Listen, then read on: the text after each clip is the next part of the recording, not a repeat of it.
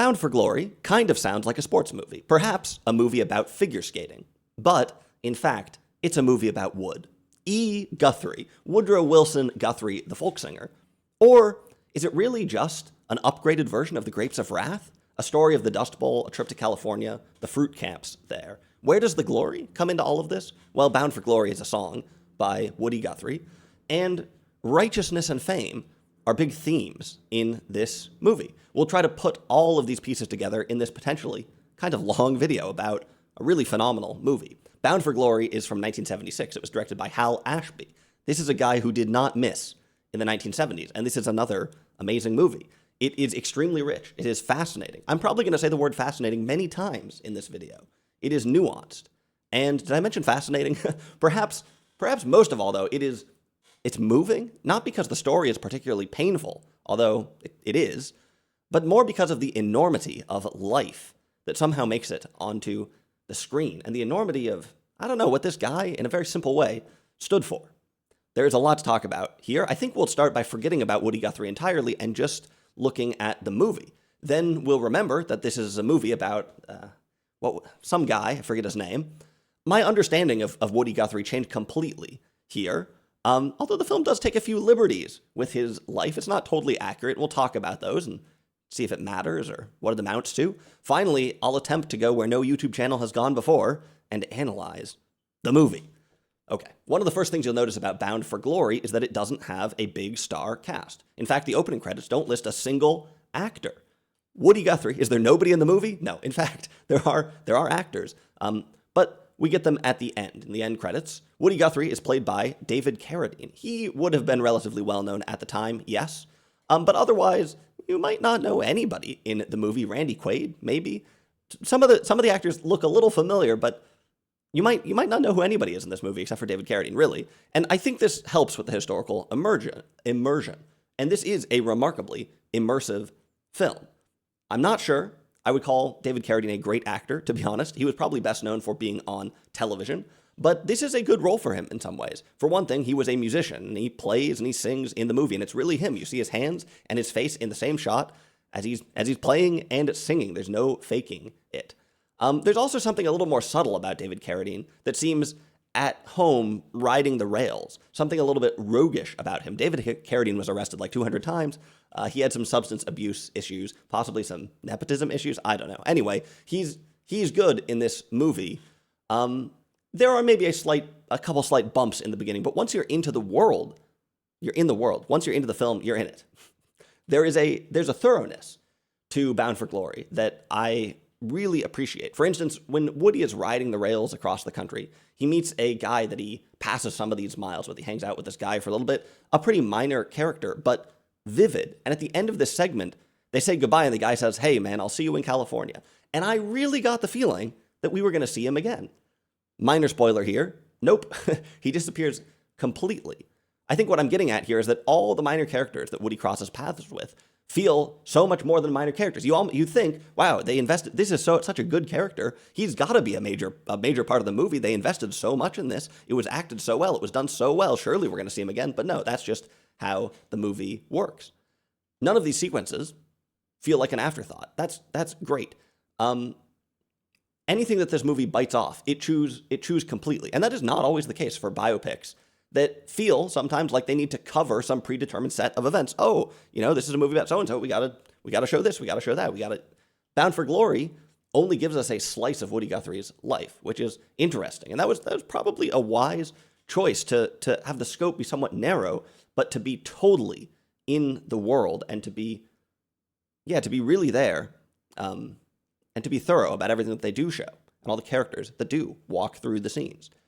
It's possible that some people will think that the movie is too slow. It's 2.5 hours, but there are so many little details. Like in one of the earlier Dust Bowl scenes, Woody walks out of the barbershop. That's a great scene in its own right, him talking to the barber. But he walks out of the shop and he sees someone trying to start his motorbike. And I guess he kind of knows the guy, or really everybody kind of knows each other in this small town. So he goes over to help him. And he gives the motorcycle a big push out into the streets to try and jumpstart it or whatever. And bunch of kids sort of join in and start pushing it. Okay, a sense of community and a sense of what kids were up to and all this stuff. But the piercing detail is when the motorcycle doesn't start. Its owner kicks it a few times, And we see this in a pretty long shot with the dust blowing by, and right at the end, one of the kids goes up and kicks the bike too, imitating the guy. Perfect. What a lovely moment. Doesn't need to be in the movie at all, but there is so much life in that tiny detail. And there's stuff like this throughout the film. You really, the Dust Bowl scenes especially, you really get a sense of the winding down of this town, the winding down to nothing in this Dust Bowl town. Pampa, Texas, I think is where it's set. Maybe one of the most fascinating things about the movie, though, is the journey that Woody goes on. The trials of getting across the country, yes, and all the new stuff that he sees when he gets to Los Angeles, and people don't know what an artichoke is and such, right?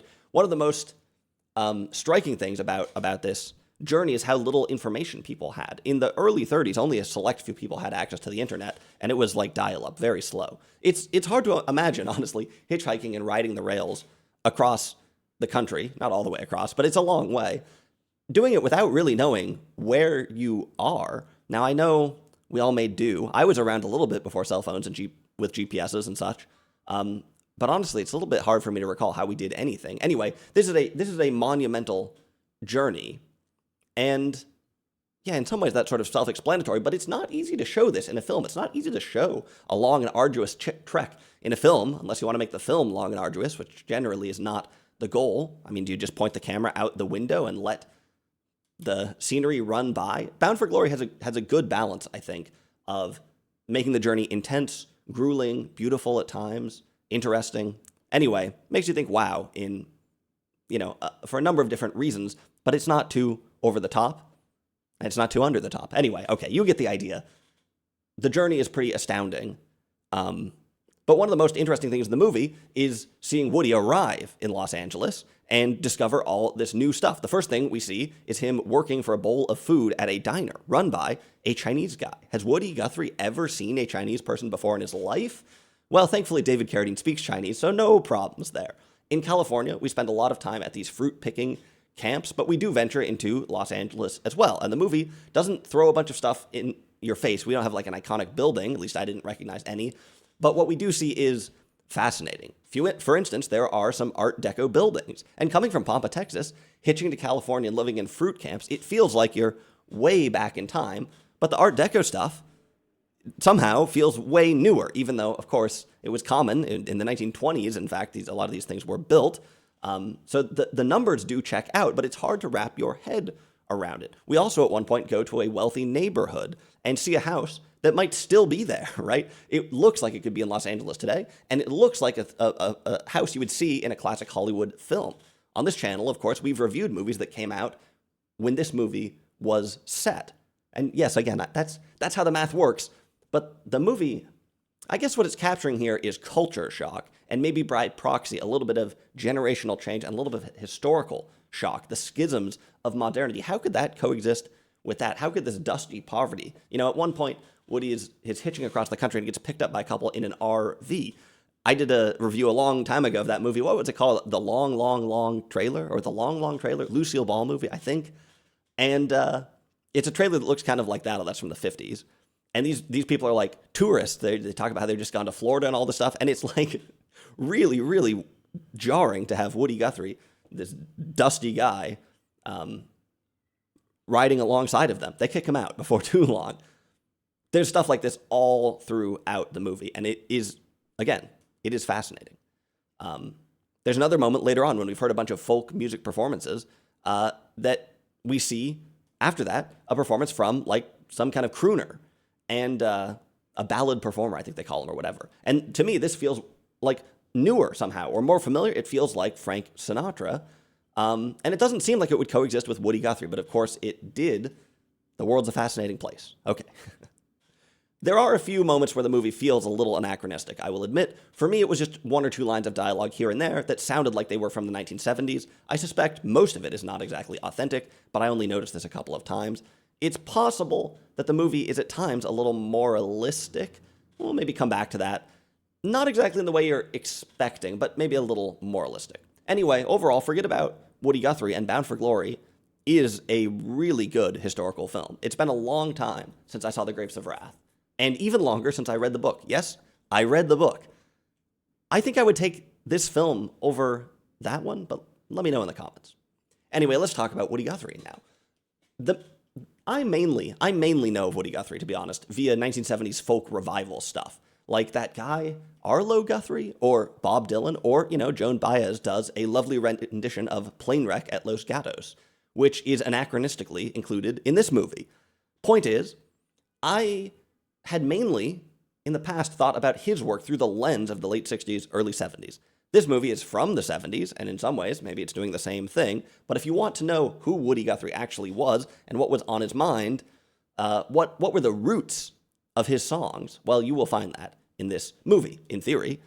Like I mentioned at the start, it isn't totally accurate. Okay, we'll get to that. 1 second. There is an interesting moral dynamic in Bound for Glory. Maybe I projected this, but since Woody Guthrie has this reputation as a folk singer and kind of a righteous guy, you might think that he's going to be some sort of saint, some kind of Jesus-like character walking the land. And, in the beginning of the movie, actually, he gets a little bit of a work as a fortune teller and a healer. Jesus-like image. But it's not long before Woody is doing some things that are not quite as above board. Nothing too sinister, but there's an interesting mix of moralism and grittiness, a gritty guy just wandering around. Another angle on it is that at times Woody almost seems too stubborn, maybe? I don't know. One of the big themes in the movie is Guthrie choosing between career prospects, like playing on the radio for bigger audiences, making more money, choosing between that and his moral message. Apparently those bigger shows have demanding sponsors that don't want him to talk about unionizing or the fruit pickers. That sounds a little bit more like the 1970s, the Smothers Brothers to me, but I've got nothing to back that up. I buy it, I guess. In the movie, Woody basically can't cope with the sponsors. And this sort of moral, this is sort of a moral position. Like, this is kind of him being upstanding and sticking to his guns, but it almost feels like a limitation, too. I mean, maybe today we are just so thirsty for fame and fortune that we root for him to do the bigger show, even though it's the story of Woody Guthrie, and he's obviously not going to do that, nor should he, I guess. But there's also a way in which it feels like he's not making an ideological stand so much as he simply can't do anything else. He just can't bring himself to do anything else. He doesn't want to. He's stubborn or something. It's not moral so much as attitude or something. I don't know. There's an interesting saying. You'll like this. There's an interesting saying that an artist is someone who can't do anything else. This sort of flips over the idea that maybe the most important thing about being an artist is bravery. Bravery of message, but also bravery of lifestyle. Or is it that artists don't have a choice at all? They couldn't do anything else, not exactly out of incompetence, but just out of incompatibility with the rest of the world, which is that some sort of luxury or privilege? Well, I don't know. I don't think that's exactly true, but it's an interesting saying, and you get a little bit of that here. Woody Guthrie, in some ways, seems like a very simple guy, but, a decent guy with some beliefs who does something as simple, but as uncommon as actually believing what he believes, as not compromising. And it's a bit simplistic in some ways, but I don't know. Watch the movie and you'll get a sense of what I mean. This is a pretty complex character, and they go way beyond what the average sort of moralistic film about, like, oh, stick to your guns. They go way beyond that, and you have all these interesting aspects of his situation, the poverty that he's experienced, the opportunities that he has, his personality, his kind of stubbornness, his feelings of independence, his attitude, all of this stuff sort of coalescing into taking a stand one way or another. We'll get back to this a little bit more at the end, I think. Anyway, having said that, I do wonder if the movie is totally accurate in this regard. Woody Guthrie is shown as being, like, uncompromising, but in real life, I think he did dip into the hillbilly act from time to time. I think his radio program wasn't entirely activist. It was, to some extent, playing into this image, I guess. Maybe, I don't know. He also wrote a newspaper column for a number of years when he was living in Los Angeles called Woody Says. Says spelled S-E-Z. And is that kind of playing up his simple background, maybe? So, I don't know. Perhaps he was not in real life entirely allergic to artifice, as he seems to be in this movie. But that's kind of beyond the scope of the film, and I don't know what I'm talking about here, so I will not continue down this route. I think that what we do have here works. It is very interesting, at least. Now, like a lot of biopics and historical films, we have a number of composite characters in Bound for Glory. I guess they do a good job with this, but maybe it's a little aggressive, maybe it's a little jarring. For instance, You see a moment when Woody's life is turned upside down when he sees this folk singer named Ozark Buell, who is kind of already Woody Guthrie. He kind of already did it. And you're like, wait a minute, why are we watching a movie about Woody Guthrie and not Ozark Buell? Well, I'll tell you why in a second. This is a great character, a wholesome guy with just a great way of nodding at you.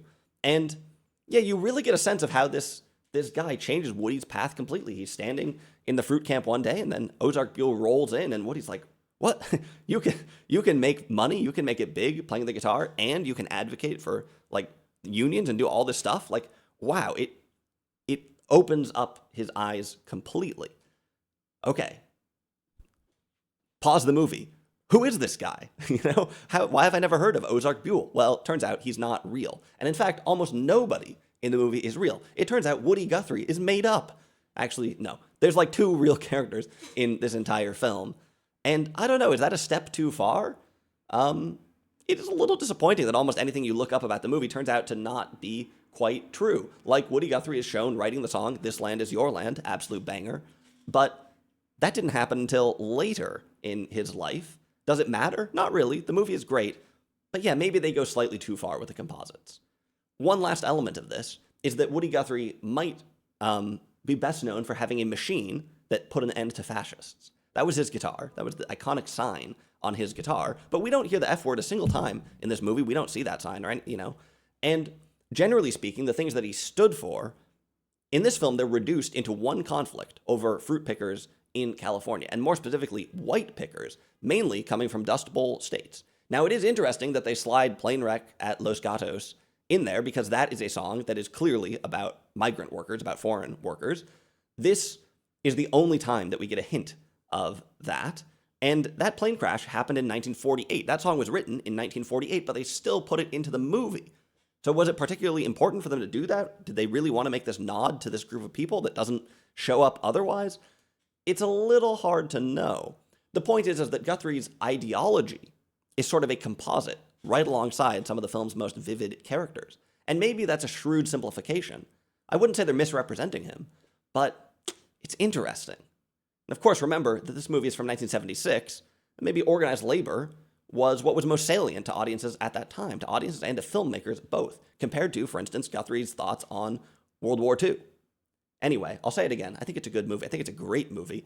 And I think they mostly get all of this right, but I wouldn't be totally surprised if someone disagreed. And it is, again, it's a little disappointing to look up things from the movie and realize, like, wait a second, this land isn't your land? What? Anyway, at long last, it's time to talk about some themes. I mentioned already that fame and fortune, and anything that goes with it, are a big part of the movie. There is a lot of stuff entangled here. You probably wouldn't say that Woody is after either fame or fortune, but he is poor, and he does have a message. So, what's the difference between money and a microphone, and fame and fortune? Well, that's something that we explore in this film. One interesting piece is how technology plays a role in all of this. When Ozark Buell first shows up at the fruit camp, people say, hey, it's that guy from the radio. Before too long, Woody is also a guy on the radio, and there's an interesting duality between that existence and his corporeal one. On the radio, there's no risk of being beaten by thugs, but you got to watch out for the sponsors. At first, Woody is pretty naive about all of this, it would seem. He doesn't really understand the technology, maybe. But he talks later about how important it is to touch the people and such. It's interesting, he has such a broad reach on the radio, more than he could ever do before, and yet it is still very important to him to actually go and return to the fruit camps and talk to people directly. There's an interesting scene where he and Ozark Buell are just driving down the street, and they see like a little school set up for some of the kids of fruit pickers, and they just pull over on the side of the road and do some music lessons for people at this school, much in the way that today's top 40 artists continue to do. Anyway, Woody has to reckon with class pretty much throughout the entire movie. And he talks about this very directly at times. For instance, he meets a wealthy woman at one point, and he confronts her somewhat directly about her lot in life. He asks her if she feels bad, if she feels embarrassed is the term. It's funny because today we would call this guilt, of course, but he says, do you feel embarrassed? There's also some talk from his side about charity and things like this. So, yeah, he pretty directly and explicitly engages with class in the film. But it is also just something that is really at the core of basically every conflict in the movie. things evolve. Eventually, Woody starts to have some comforts of his own and, starts to have a little bit of a life in Los Angeles. And partly you want him to ditch all this and go fight for the little man to go be Woody Guthrie. But you've also seen just how far he has come, how much he has endured. And you think, okay, maybe he is entitled to a refrigerator. Maybe just on the weekends he can use it. There's an interesting scene of Woody and Ozark Buell playing a fundraiser for some rich people. Yeah, okay. They're raising funds for the farmers. I guess they're spreading the message. Is that important? Is it blasphemous? I mean, there's a lot of interesting class things in this movie. I won't unpack all the angles for you, but those are some examples. The last thing that I will mention here is that fame and fortune are two things that Hollywood is known for. And this is a Hollywood movie, but it is from that era when people actually cared about things. And maybe Hal Ashby would relate to some of these themes too. I don't know.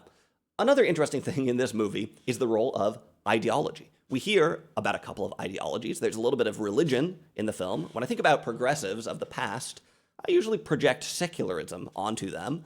But Woody talks about God a little bit. The title of the movie alludes to religious righteousness. It's the song, especially, at least, and you hear the song being sung.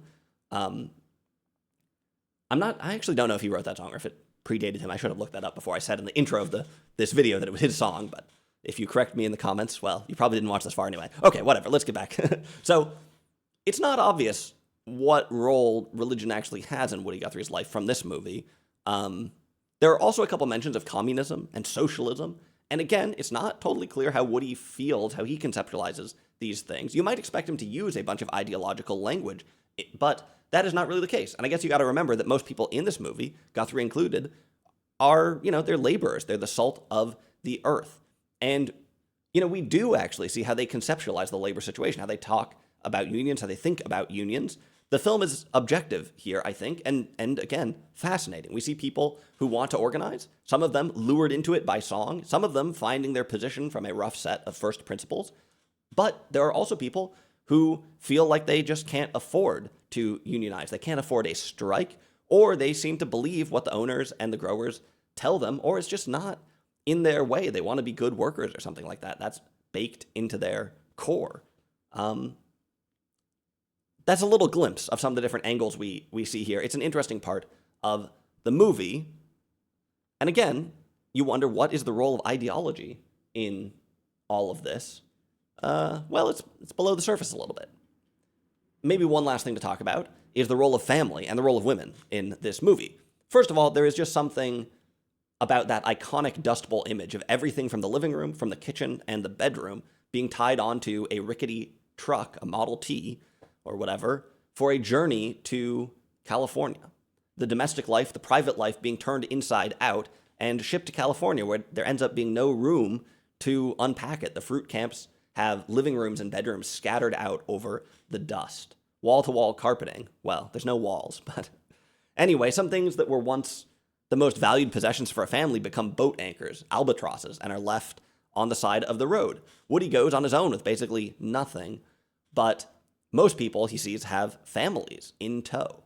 And yeah, the bed strapped to the roof and the family crammed inside the car. There's different angles here. In some ways, it's almost a cruel irony to have a family, because having a family, you have a lot more to lose. And suddenly, society, and those were the guys, remember, society was the ones that told you to have the family in the first place. Well, now it can't really support one. On the other hand, there's some very touching scenes in the film of families coming together. Maybe it was one of the few bright lights in someone's life. There are some great intimate scenes in this movie as well. This is something that stuck out to me in Coming Home, another Hal Ashby movie, and it's nothing too racy, but you can see how intimacy is important to people, especially as they lead bleak and difficult lives. Okay, but on the other hand, Woody cheats on his wife a couple times. Also, this movie is kind of, it's kind of a movie about a man's world. It reads as one. The roles for women aren't terrible, but they aren't great. And maybe this was the reality in some ways, but it's interesting that none of the women in the movie are in favor of bold action, it seems. Woody's wife wants him to settle down, to be safe, to take a raise at work, to make a life for the family, and to be cautious or whatever. And that's not unreasonable, but is this movie saying that only men are brave enough to believe in things, to do the right thing? I don't think so, but there's a couple moments that I don't know, allude to that a little bit perhaps.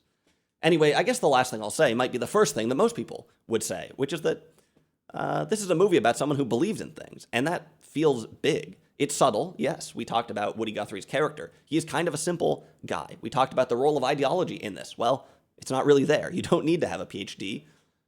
But is it really that simple that if you stand for something, if you believe in something and you actually do it, you actually follow it, people will still be talking about you almost 100 years later? I don't know. Maybe you got to write some cool songs too, or maybe those things go hand in hand. Either way, man, a real movie. Go check out Bound for Glory if you haven't seen it.